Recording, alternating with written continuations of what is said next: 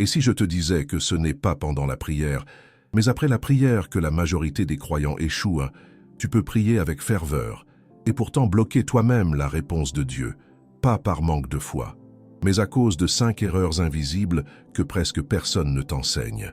Si tu fais ne serait-ce qu'une de ces erreurs après avoir prié, tu peux retarder ce que Dieu voulait déjà te donner. Reste avec moi, parce que ce que tu fais après ta prière est parfois plus important que la prière elle-même.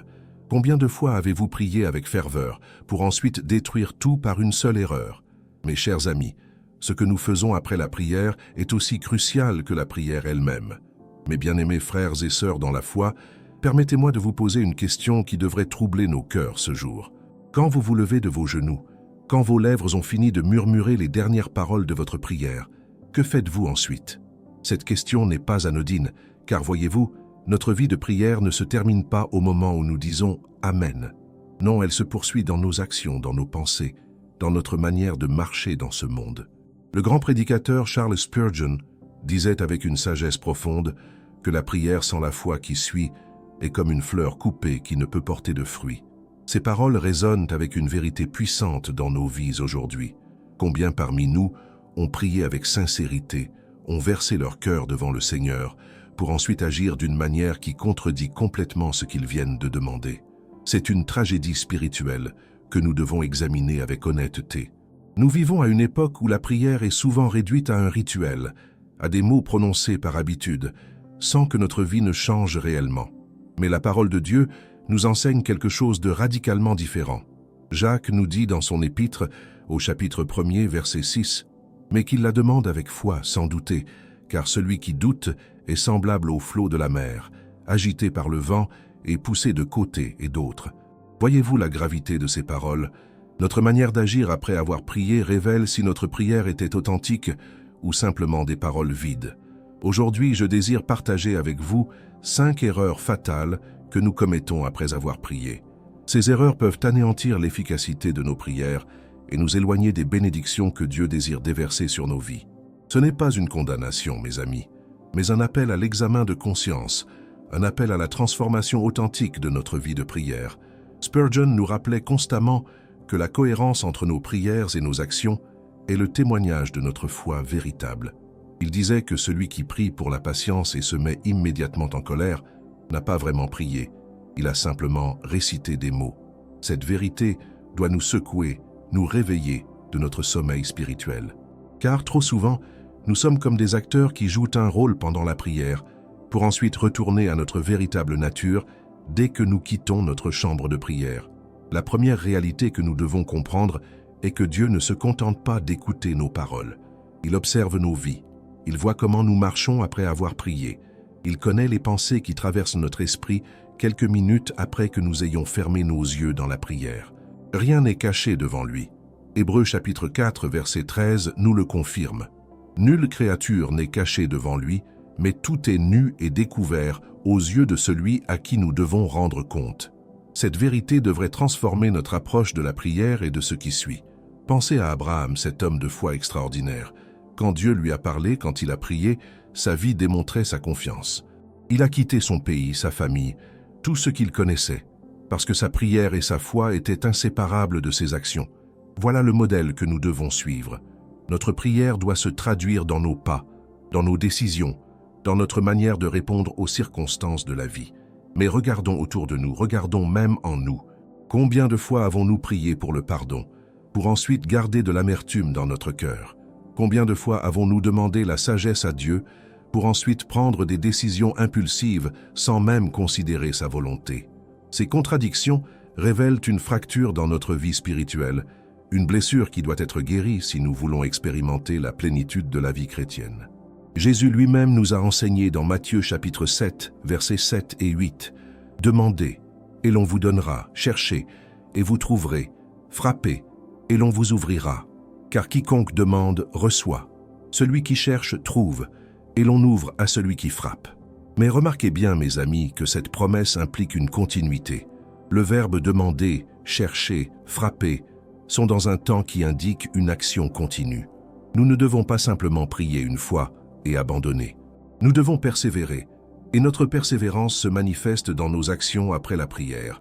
Les erreurs que nous commettons après avoir prié ne sont pas de petites choses insignifiantes. Elles peuvent devenir des obstacles majeurs entre nous et les réponses de Dieu.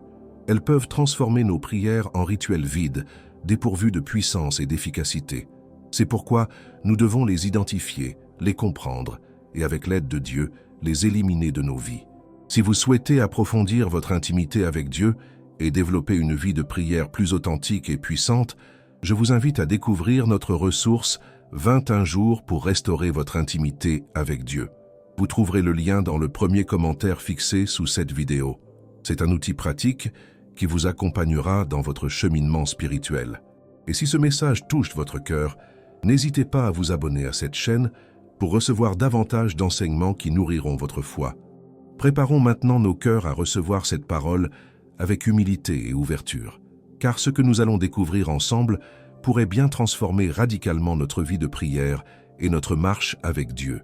La première erreur fatale que nous commettons après avoir prié est celle du doute immédiat. Écoutez bien, mes amis, car cette erreur est peut-être la plus répandue parmi le peuple de Dieu. Vous venez de passer du temps dans la présence du Seigneur. Vous avez déversé votre cœur devant lui. Vous avez présenté vos requêtes avec sincérité. Et puis quoi? À peine quelques minutes plus tard, vous commencez à vous demander si Dieu vous a vraiment entendu. Vous questionnez si votre prière était assez bonne, assez fervente, assez spirituelle. Cette attitude révèle un manque de compréhension fondamentale de la nature de Dieu et de sa fidélité. Quand nous doutons immédiatement après avoir prié, nous insultons en quelque sorte la bonté et la fidélité de notre Père céleste. Imaginez un enfant qui demande quelque chose à son Père terrestre, et immédiatement après avoir demandé, il dit « Mais tu ne m'écouteras probablement pas de toute façon. » Comment ce Père se sentirait-il?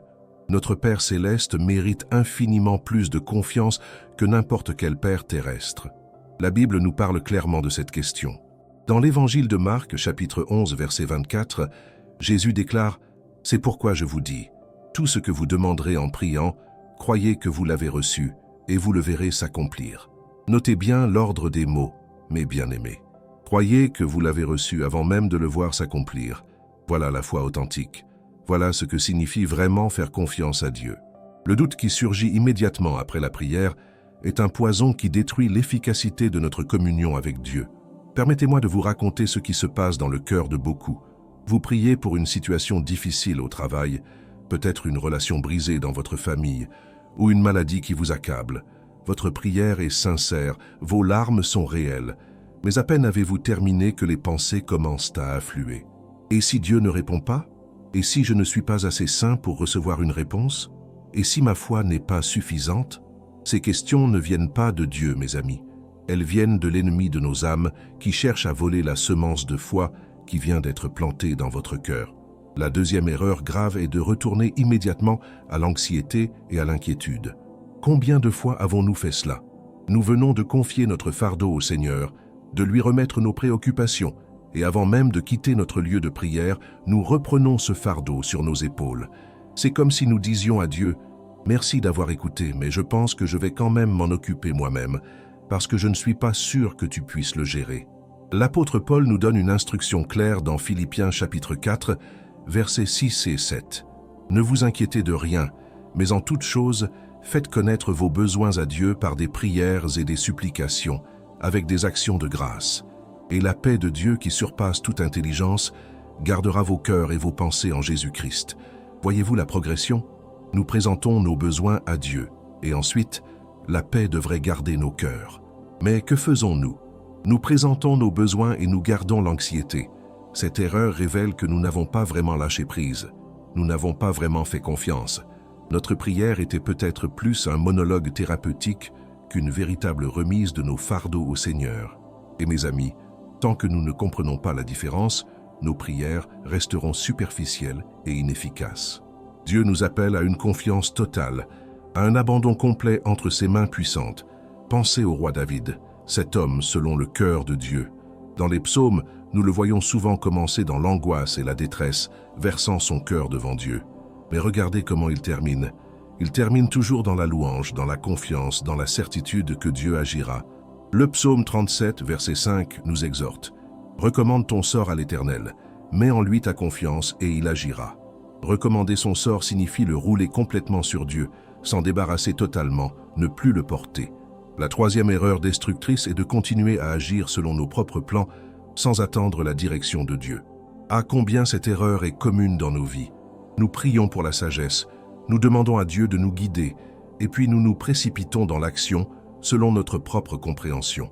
Nous ne prenons pas le temps d'écouter, de discerner, d'attendre que Dieu nous montre le chemin. Nous voulons des réponses instantanées, des solutions immédiates, et nous n'avons pas la patience que requiert une véritable vie de prière. Les Proverbes, chapitre 3, versets 5 et 6 nous enseignent « Confie-toi en l'Éternel de tout ton cœur et ne t'appuie pas sur ta sagesse. Reconnais-le dans toutes tes voies et il aplanira tes sentiers. » La clé ici est de ne pas s'appuyer sur notre propre sagesse. Mais que faisons-nous après avoir prié? Nous retournons à nos calculs, à nos stratégies, à nos plans qui sont basés sur notre compréhension limitée plutôt que sur la sagesse infinie de Dieu. Cette erreur provient souvent de notre impatience et de notre manque de foi dans le timing de Dieu. Nous pensons que nous savons mieux, que nous devons prendre les choses en main. Mais regardez l'histoire de Sarah, la femme d'Abraham. Dieu avait promis un fils, mais dans son impatience, elle a pris les choses en main et a donné sa servante à Abraham. Le résultat? Des complications, de la douleur, des conséquences qui se sont étendues sur des générations. Quand nous agissons précipitamment après avoir prié, sans attendre la direction claire de Dieu, nous créons des problèmes que nous aurions pu éviter.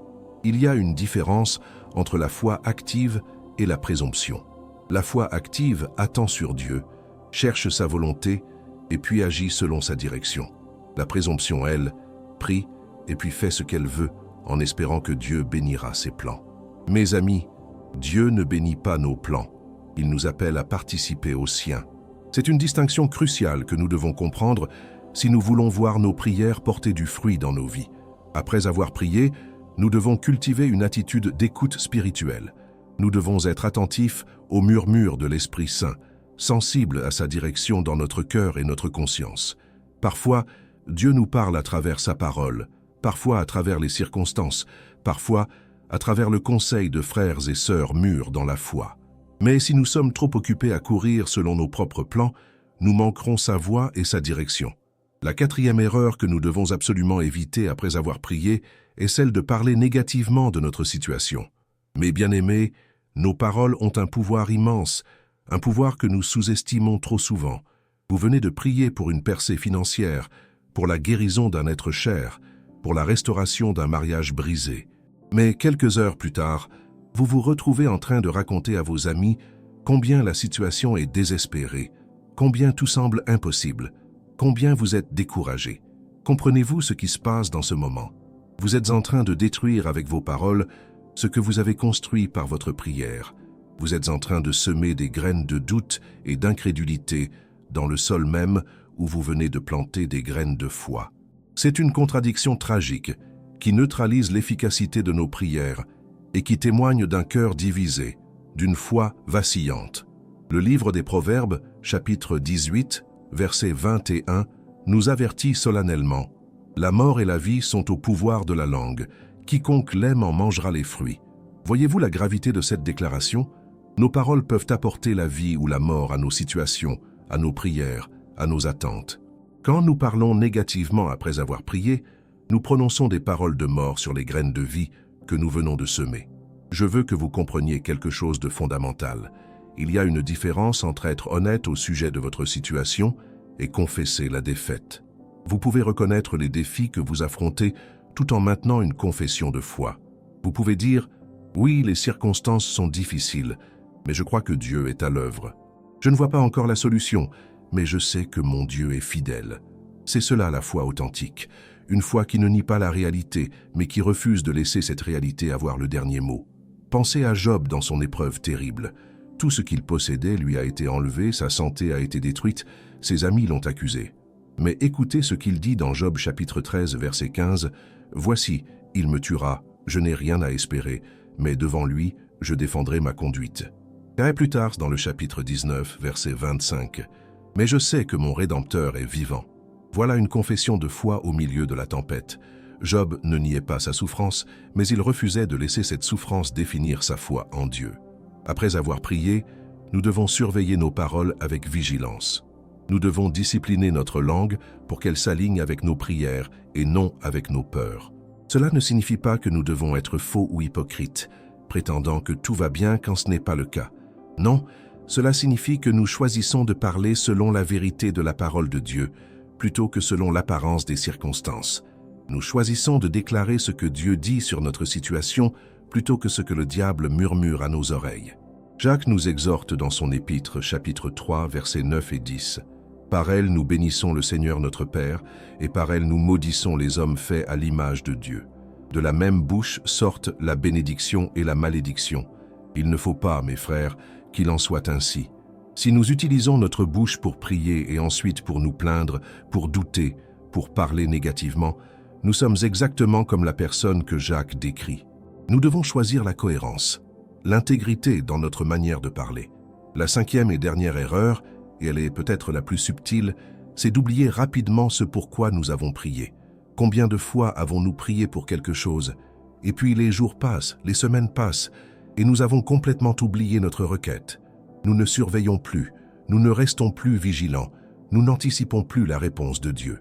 Cette négligence révèle que notre prière n'était pas vraiment importante pour nous, ou que nous n'avons jamais vraiment cru que Dieu répondrait. Quand vous priez avec foi, quand vous présentez vos requêtes à Dieu avec un cœur sincère, vous devriez rester attentif, vigilant, anticipant sa réponse. Vous devriez être comme le serviteur d'Élie sur le mont Carmel, regardant constamment l'horizon pour le signe de la pluie promise. Vous vous souvenez de cette histoire? Élie avait prié pour la pluie après 3 ans de sécheresse. Il a envoyé son serviteur regarder vers la mer. Le serviteur est revenu en disant qu'il n'y avait rien. Élie lui a dit de retourner 7 fois. Et à la 7e fois, le serviteur a vu un petit nuage s'élever de la mer. Cette histoire nous enseigne quelque chose de crucial. Élie n'a pas prié et puis oublié. Il est resté vigilant, expectant, croyant que Dieu répondrait. Et quand le premier petit signe est apparu, il l'a reconnu et a agi en conséquence. C'est ainsi que nous devons être après avoir prié. Nous devons rester alertes, attentifs aux signes que Dieu nous envoie, reconnaissants pour les petits commencements qui annoncent de grandes réponses. Dans l'évangile de Luc, chapitre 18, Jésus raconte la parabole de la veuve persévérante qui ne cessait d'aller vers le juge pour obtenir justice. Le message est clair. Nous devons persévérer dans nos prières, ne pas les oublier, continuer à croire, continuer à attendre. Jésus termine cette parabole par une question pénétrante. Mais quand le Fils de l'homme viendra, trouvera-t-il la foi sur la terre? Il pose cette question précisément dans le contexte de la prière persévérante. Maintiendrons-nous notre foi jusqu'à ce que la réponse vienne? L'oubli de nos prières peut aussi nous faire manquer les réponses de Dieu quand elles arrivent. Parfois, Dieu répond d'une manière différente de ce que nous attendions, ou à un moment différent de ce que nous espérions. Si nous avons oublié notre prière, nous pourrions ne pas reconnaître sa réponse. Nous pourrions passer à côté de la bénédiction que Dieu nous envoie simplement parce que notre attention s'est déplacée ailleurs. Permettez-moi de vous encourager à tenir un journal de prière. Écrivez vos requêtes, datez-les, et puis notez comment et quand Dieu répond. Cela vous aidera à rester vigilant, à ne pas oublier, et cela construira aussi votre foi lorsque vous regarderez en arrière et verrez toutes les fois où Dieu est intervenu fidèlement dans votre vie. C'est un témoignage puissant de sa bonté et de sa fidélité. Mes amis, ces 5 erreurs sont des pièges dans lesquels nous tombons trop facilement. Le doute immédiat, le retour à l'anxiété, l'action précipitée selon nos propres plans, les paroles négatives et l'oubli de nos prières. Chacune de ces erreurs a le pouvoir de neutraliser nos prières et de nous priver des bénédictions que Dieu désire nous accorder. Mais la bonne nouvelle, c'est que maintenant que nous les connaissons, nous pouvons les éviter. Nous pouvons choisir un chemin différent, un chemin de foi authentique et persévérante. Maintenant que nous avons identifié ces 5 erreurs fatales, la question qui se pose naturellement est la suivante. Comment pouvons-nous les éviter? Comment pouvons-nous construire une vie de prière qui soit cohérente, puissante et efficace? Mes bien-aimés, la transformation ne vient pas simplement de la connaissance. Elle vient de l'application intentionnelle de cette connaissance dans notre vie quotidienne. La première chose que nous devons comprendre, c'est que la prière n'est pas un événement isolé dans notre journée. C'est le commencement d'une posture spirituelle qui doit se maintenir tout au long de notre marche. Quand nous prions le matin, nous ne terminons pas notre communion avec Dieu en disant « Amen ». Non, nous entrons dans une journée en sa présence, conscient qu'il marche avec nous, qu'il voit tout, qu'il entend tout et qu'il œuvre en notre faveur. L'apôtre Paul nous exhorte dans sa première lettre aux Thessaloniciens, chapitre 5, verset 17, « Priez sans cesse ». Qu'est-ce que cela signifie? Cela ne veut pas dire que nous devons être constamment à genoux, les yeux fermés, murmurant des prières. Non, cela signifie que nous devons maintenir une attitude de prière, une conscience constante de la présence de Dieu, une communion ininterrompue avec lui dans notre esprit. C'est dans cette atmosphère de prière continuelle que nous pouvons éviter les erreurs dont nous avons parlé. Pour éviter le doute immédiat après la prière, nous devons ancrer notre foi dans les promesses immuables de Dieu. Ce ne sont pas nos sentiments qui déterminent si Dieu nous a entendus ou non. C'est sa parole qui le déclare. Dans la première épître de Jean, chapitre 5, versets 14 et 15, nous lisons « Nous avons auprès de lui cette assurance, que si nous demandons quelque chose selon sa volonté, il nous écoute. Et si nous savons qu'il nous écoute, quelque chose que nous demandions, nous savons que nous possédons la chose que nous lui avons demandée. » Voyez-vous la certitude dans ces paroles? Si nous prions selon sa volonté, nous pouvons avoir l'assurance absolue qu'il nous a entendus. Et si nous savons qu'il nous a entendus, alors nous pouvons être certains que nous avons ce que nous avons demandé. Ce n'est pas de la présomption, c'est de la foi biblique. Après avoir prié, au lieu de douter, nous devons nous rappeler cette promesse. Nous devons la méditer, la confesser, la laisser fortifier notre foi contre les assauts du doute. Pour combattre le retour à l'anxiété, nous devons apprendre l'art de la gratitude préventive. Qu'est-ce que je veux dire par là? Je veux dire que nous devons commencer à remercier Dieu pour sa réponse avant même de la voir se manifester. C'est cela la foi qui plaît à Dieu. Dans le livre de Daniel, nous voyons un exemple magnifique de cette attitude. Daniel priait 3 fois par jour, rendant grâce devant son Dieu même au milieu de circonstances dangereuses qui menaçaient sa vie. La reconnaissance agit comme un antidote puissant contre l'anxiété. Quand vous vous surprenez à retomber dans l'inquiétude après avoir prié, arrêtez-vous immédiatement et commencez à énumérer les raisons pour lesquelles vous pouvez faire confiance à Dieu. Rappelez-vous ses interventions passées dans votre vie. Méditez sur sa fidélité à travers les générations. Proclamez ses attributs, sa toute-puissance, son omniscience, son amour infaillible. Cette discipline mentale et spirituelle transformera votre atmosphère intérieure. Concernant l'erreur d'agir précipitamment selon nos propres plans, nous devons développer la patience spirituelle. C'est une vertu qui semble avoir disparu de notre génération moderne. Nous voulons tout immédiatement, instantanément. Mais le royaume de Dieu fonctionne souvent selon un timing différent du nôtre. Dans le psaume 27, verset 14, David nous conseille « Espère en l'Éternel, fortifie-toi et que ton cœur s'affermisse. Espère en l'Éternel. » Notez la répétition « Espère, fortifie-toi, espère encore. » L'attente dans la foi n'est pas passive, elle est active. Pendant que nous attendons la direction de Dieu, nous nous fortifions dans sa parole, nous maintenons notre communion avec lui, nous restons sensibles à sa voix. Et quand il parle, quand il donne la direction claire, alors nous agissons avec courage et détermination. Mais nous n'agissons pas avant d'avoir cette clarté divine, peu importe la pression que nous ressentons de notre entourage ou de nos circonstances. Il existe des moyens pratiques de discerner la volonté de Dieu après avoir prié. Premièrement, sa direction ne contredira jamais sa parole écrite. Si une idée ou une action viole les principes bibliques, ce n'est pas de Dieu, peu importe combien cela peut sembler logique ou attrayant. Deuxièmement, le Saint-Esprit confirme généralement sa direction par une paix intérieure profonde, même au milieu de circonstances difficiles. Troisièmement, Dieu utilise souvent le conseil de croyants mûrs et sages pour confirmer sa volonté. Pour ce qui est de surveiller nos paroles après la prière, nous devons faire un effort conscient et délibéré. Avant de parler de votre situation, demandez-vous, ces paroles sont-elles en accord avec ma prière? Est-ce que je suis en train de confesser la foi ou la peur? Est-ce que je parle selon la vérité de Dieu ou selon l'apparence des circonstances? Cette vigilance demande de l'intentionnalité, mais elle produit des résultats puissants dans notre vie spirituelle. Jésus nous a enseigné dans Matthieu chapitre 12, verset 37, « Car par tes paroles tu seras justifié, et par tes paroles tu seras condamné. » Nos paroles ne sont pas neutres, elles ont des conséquences spirituelles.